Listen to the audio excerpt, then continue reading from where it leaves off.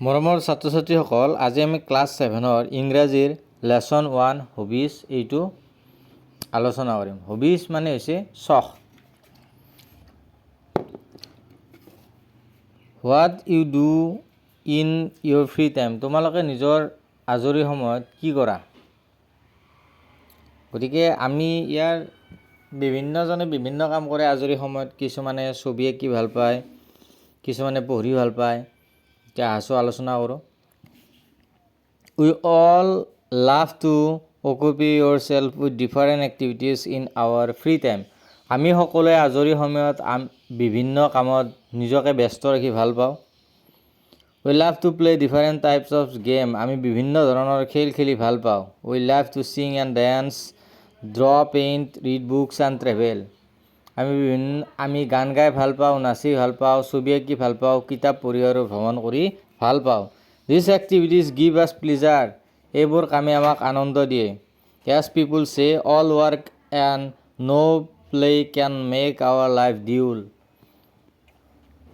এই কামবোৰে আমাক মানুহে কোৱাৰ দৰে অকল কাম কৰি থাকিলে আৰু ধেমালি নকৰিলে জীৱনটো আমনিদায়ক হৈ পৰে। There shall be a combination of work and play which make our life happy. আৰু কি কৰে? কাম আৰু আমাৰ খেলে আমাৰ জীৱনটো আনন্দময় কৰি তোলে। Activities which give us fun, যিবোৰ কামে আমাক আমোদ আৰু আনন্দ দিয়ে সেইবোৰে হ'ল চখ, মানে সেইবোৰে হ'ল hobby. There are many kind of hobbies, বিভিন্ন প্ৰকাৰৰ চখ বা হবি আছে। তাৰে ভিতৰত কি কৈছে? Some are indoors activities, কিছুমান ঘৰৰ ভিতৰতে মানে ক্ৰিয়া কিছুমান আছে, এক্টিভিটি কিছুমান আছে। and some are others activities, outdoors activities, কিছুমান বাহিৰত খেলা এক্টিভিটিছ আছে। Collecting stamp and coins, listening to music and reading books are indoor activities. Stamp collection কৰা, কইনছ কালেকশ্যন কৰা, গান শুনা, পঢ়া, এইবিলাক হৈছে ঘৰৰ ভিতৰত অৰ্থাৎ indoor activities. Gardening, travelling, swimming, trekking, photography আৰু আউটডোৰ এক্টিভিটিছ, যিবিলাক বাগান কৰা, ভ্ৰমণ কৰা, সাঁতোৰ, ট্ৰেকিং কৰা, ফটোগ্ৰাফী কৰা, এইবিলাক বাহিৰত কৰা চখ। Playing and painting R both indoor and outdoor activities. আৰু কি কৈছে? খেলা ধূলা কৰা আৰু ছবি অঁকা কামবোৰ ঘৰৰ ভিতৰত আৰু বাহিৰত দুয়োটা ঠাইতে কৰিব পৰা চখ। হিয়াৰ আৰ ফিউ হবিজ অফ চাম অফ আৱাৰ ক্লাছমেট। আৰু ইয়াত কি কৈছে? আমাৰ কিছুমান সহপাঠীৰ কেইটামান চখ তলত দিয়া হ'ল। ইয়াত নিতাৰ কথা হৈছে। নিতা, আই লাভ টু ছিং, মই গান গাই ভাল পাওঁ। ছিংগিং ইজ মাই হবি, আৰু গান গোৱাটো মোৰ এটা চখ। আই লাভ ছিংগিং, বৰগীত, মই বৰগীত গাই ভাল পাওঁ। I also' love listening two classical music, আৰু মই শাস্ত্ৰীয় সংগীত শুনিও ভাল পাওঁ। এভৰি মৰ্ণিং আই প্ৰেক্টিছ ছিংগিং, আৰু মই সদায় ৰাতিপুৱা কি কৰোঁ? প্ৰতিদিনে পুৱাই মই গানৰ অনুশীলন কৰোঁ, অভ্যাস কৰোঁ।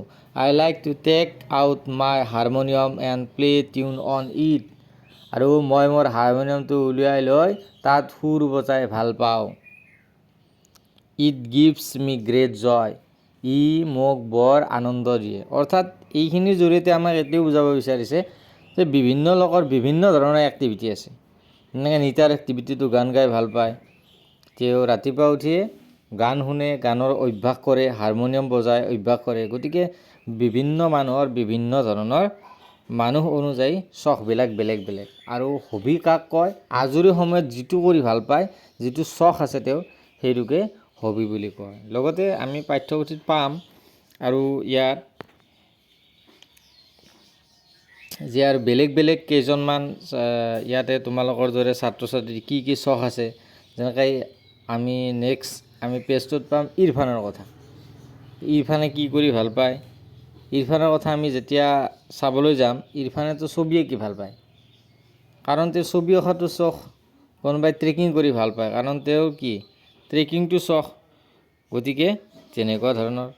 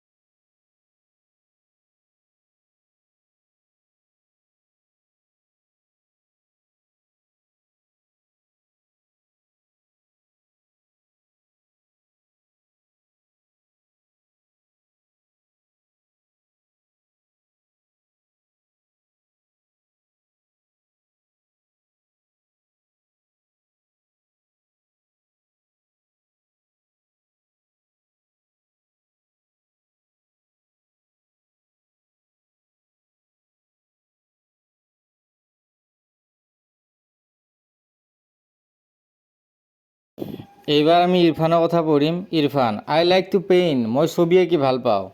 পেইণ্টিং ইজ মাই হবি, ছবি অঁকাই মোৰ চখ। I use water colour in my painting, আৰু মই মোৰ ছবিবোৰত ৱাটাৰ কালাৰ ব্যৱহাৰ কৰোঁ। I always carry my art materials with me while visiting different places, আৰু কি কৈছে, মই বিভিন্ন ঠাই ফুৰিবলৈ যাওঁতে মই সদায় মোৰ ছবি অঁকা সামগ্ৰীবোৰ লগত লৈ যাওঁ। I like to sit and paint landscape, আৰু কি কৈছে, মই বহি প্ৰাকৃতিক দৃশ্যৰ ছবি আঁকি ভাল পাওঁ। When I am lonely and bored, মই যেতিয়া অকলশৰীয়া অনুভৱ কৰোঁ আৰু আমনি পাওঁ। I take out my paint box and brush, আৰু কি বুলি কৈছে, মই মোৰ ৰঙৰ বাকচ আৰু যিবিলাক সামগ্ৰী আছে সেই সামগ্ৰীবিলাক উলিয়াই লওঁ। And keep my self busy, আৰু মই নিজকে ব্যস্ত কৰি ৰাখোঁ। আই কিপ মাই পেইণ্টিং কেয়াৰফুলি, আৰু কি কৈছে, মই মোৰ ছবিবোৰ যত্ন কৰি ৰাখোঁ। মই মোৰ ছবি আঁকা যিবিলাক ছবি আছে সেইবিলাক যত্ন কৰি ৰাখোঁ। I have participated in different art competition and won prize, আৰু মই বিভিন্ন প্ৰতিযোগিতাত চিত্ৰাংকন প্ৰতিযোগিতাত অংশগ্ৰহণ কৰিছোঁ আৰু তাৰ পৰা পুৰস্কাৰো লাভ কৰিছোঁ। এইবাৰ আমি কাৰ কথা পঢ়িম? এইবাৰ আমি ৰুণাৰ কথা পঢ়িম। এই তলত যিখন ছবি দিয়া আছে সেই ছবিখন হৈছে ৰুণাৰ। গতিকে এইবাৰ আমি ৰুণাৰ কি চখ, ৰুণাৰ কি হবি সেইটো পঢ়িম। ইয়াৰ আছে my favourite hobby is gardening, আৰু মোৰ প্ৰিয় চখ হ'ল বাগান কৰা। At home we have a kitchen garden in our backyard and flower garden in front of the house, আমাৰ ঘৰৰ পাছফালে এখন শাক পাচলিৰ বাগান আৰু সন্মুখত এখন ফুলনি বাগান আছে। We grow' all kind of vegetables in our garden, আৰু কি কৰে বুলি কৈছে, আমি আমাৰ বাগানখনত সকলো ধৰণৰ শাক পাচলি খেতি কৰোঁ। I also' collect a variety of flowers for our garden, আৰু মই আমাৰ বাগানৰ বাবে বিভিন্ন ধৰণৰ ফুলো সংগ্ৰহ কৰোঁ। I like planting new plants and watering them, মই নতুন পুলি ৰুই ভাল পাওঁ, লগতে ইয়াত পানী দি ভাল পাওঁ। Every morning I water the plants and clean the beds, প্ৰতিদিনে পুৱা মই গছবোৰত পানী দিওঁ আৰু ফুলৰ তলিবোৰ পৰিষ্কাৰ কৰোঁ। I also' look after garden in our house, আমাৰ স্কুলৰ বাগানখনো মই চোৱা চিতা কৰোঁ। আৱাৰ হাউচ নহয়, চৰি, এইটো our school. It gives me a change of joy seeing the plants grow', আৰু কি বুলি কৈছে, আমাৰ স্কুলৰ বাগানখনো মই চোৱা চিতা কৰোঁ, লগতে গছবোৰ ডাঙৰ হোৱা দেখিলে মোৰ মনত বৰ আনন্দ লাগে। I feel fit and active working in garden, মই নিজকে সুস্থ আৰু মই বাগানত কাম কৰি নিজকে সুস্থ আৰু সক্ৰিয় অনুভৱ কৰোঁ। I am also' learning A lot about different types of plant, মই বিভিন্ন ধৰণৰ গছৰ বিষয়েও বহুত কথা শিকিছোঁ। গতিকে তেওঁ গাৰ্ডেনিং কৰি ভাল পায়, গাৰ্ডেনিং কৰি ভাল পোৱাৰ লগতে তেওঁ তাৰ পৰা বিভিন্ন ধৰণৰ কথা শিকিছে। এইবাৰ আমি পঢ়িম শ্যামৰ কথা। আই স্পেণ্ড মাই ফ্ৰী টাইম ৰিডিং, মই মোৰ আজৰি সময় পঢ়ি ভাল পাওঁ। ৰিডিং ইজ মাই হবি, আৰু পঢ়াটোৱে মোৰ কি, অধ্যয়ন কৰাটোৱে মোৰ চখ। I read all kinds of books, মই সকলো ধৰণৰ কিতাপে পঢ়োঁ। I enjoy reading story books and biography of great person, মই কিছুমান কাহিনীৰ কথা লগতে আত্মজীৱনীৰ কথা পঢ়ি ভাল পাওঁ। I also' love to read adventure and mystery stories, আৰু কি কৈছে, মই কিছুমান দুঃসাহসিক কথা কিছুমান পঢ়ি মই ভাল পাওঁ। I can read them over and over again, মই সেইবাৰ বাৰে বাৰে পঢ়োঁ। আই এনজয় ডুইং ছ', মই এইবিলাক পঢ়ি নিজকে এনজয় অনুভৱ কৰোঁ, উৎসাহিত অনুভৱ কৰোঁ। After reading I also' right A review of the story, আৰু এইবিলাক পঢ়াৰ পাছত মই কি কৰোঁ, তাৰ ৰিভিউ এটা দিওঁ। গতিকে এইখিনি আছিল শ্যামৰ হবিৰ বিষয়ে। এইবাৰ আমি পঢ়িম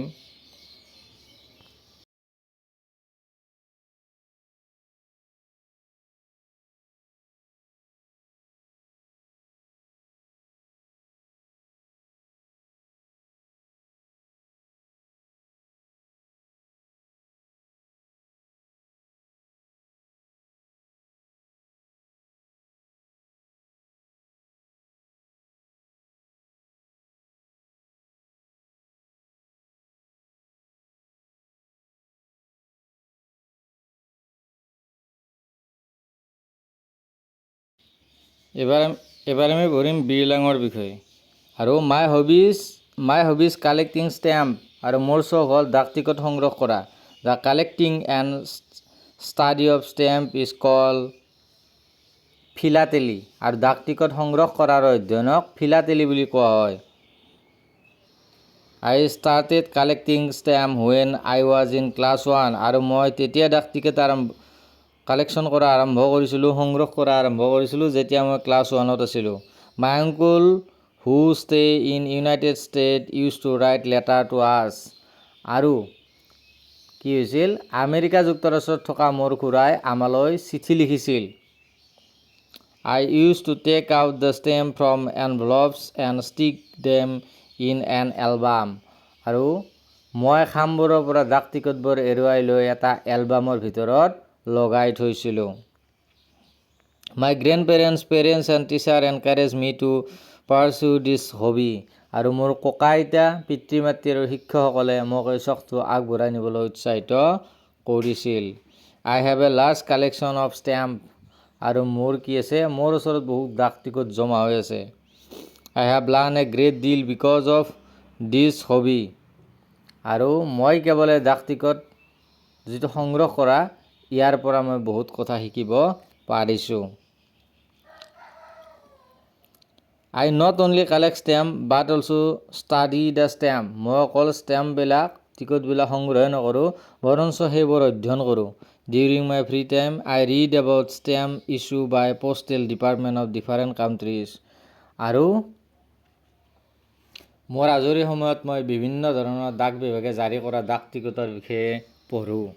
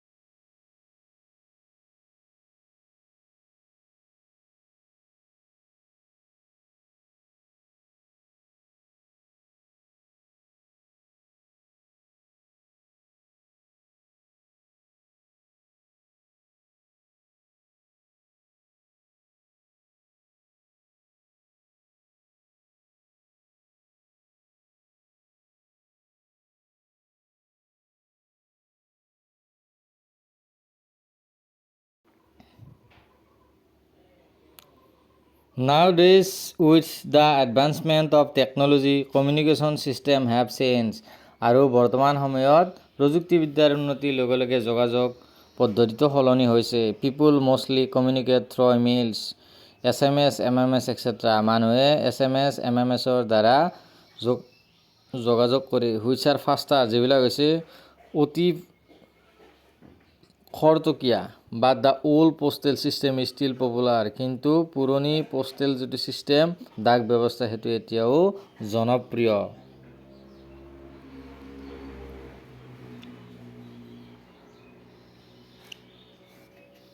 hobbies are those activities that are entertaining and relaxing, hobby তাকে কোৱা হয়, চখ তাকে কোৱা হয়, যিটো আমাৰ কি বুলি কৈছে, আমাক আনন্দ দিয়ে আৰু ৰিলেক্স অনুভৱ কৰে, যিটোৰ পৰা আমি ৰিলেক্স অনুভৱ কৰোঁ আৰু আনন্দ দিয়ে। They are pursue during leisure time for pleasure of relaxation, সেইটো নিজৰ ৰিলেক্সেশ্যনৰ কাৰণে, আনন্দৰ কাৰণে আজৰি সময়ত কৰা হয়। They can be educative too. Hobbies help us use our free time fruitfully. আৰু চখে আমাক কি কৰে, আমাৰ যিটো ভালদৰে আমাৰ আজৰি সময়টো অতিবাহিত হোৱাত সহায় কৰে. We can keep ourselves busy and active if we take up a hobby. আমাৰ যদি এটা হবি থাকে আমি নিজকে কি কৰিব পাৰিম, ব্যস্ত কৰি ৰাখিব পাৰিম. গতিকে এইখিনি আছিল ইয়াৰ ইংৰাজীৰ লগতে অসমীয়া ভাঙনি. লগতে আমি নেক্সট ভিডিঅ'ত এই যিটো লেচন 1 আছে তাৰ আমি কুৱেশ্যন এনচাৰবিলাক লৈ আহিম. গতিকে তোমালোকে এই চেনেলটো ছাবস্ক্ৰাইব কৰি ৰাখিবা. ধন্যবাদ.